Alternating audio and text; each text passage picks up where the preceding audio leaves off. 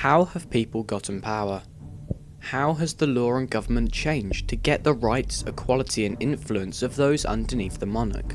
The earliest events to impact change this way was the Magna Carta, but what exactly was it? And how did it change the lives of people? To understand the following events, we're going to need some context. Medieval society in England was built upon the feudal system, a ranking of social class at the time.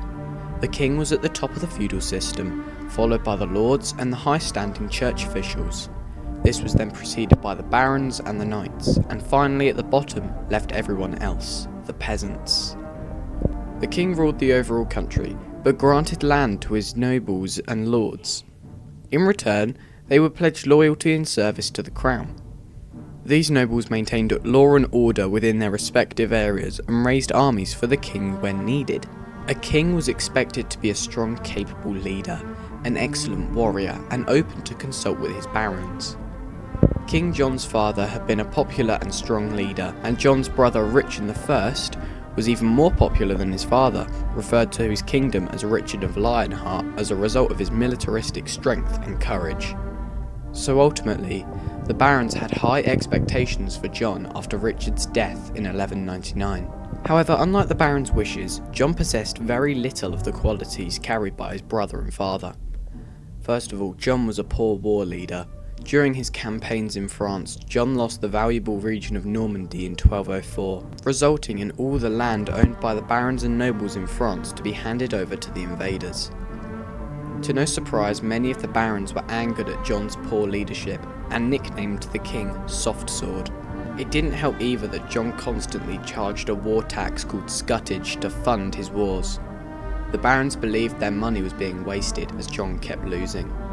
However, the icing on the cake of John's unpopularity didn't just affect the barons, but the entire country. At the time, everyone in England was religious, the belief being that if you weren't religious, you would go to hell.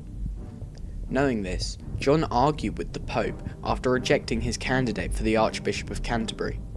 As a result, the Pope excommunicated John and banned England from attending all church services.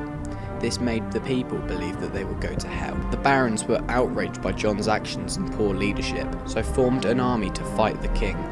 John had no army of his own, so was forced to negotiate with the barons, or chance the outbreak of a civil war.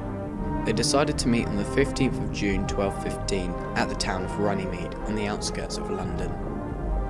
There the barons presented John with a list of laws he had to agree to. John signed the charter, and this dubbed the first documented steps towards the democracy we live in today. This act was called the Magna Carta.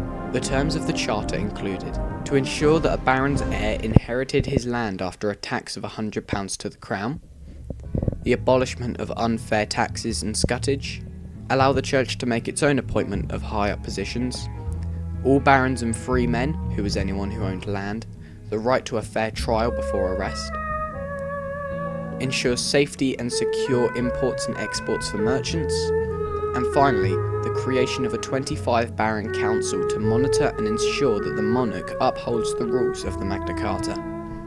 The Magna Carta became a symbol for the people's power, even though it didn't affect peasants. In the long term, as more peasants became free men, the terms of the charter applied to their benefit.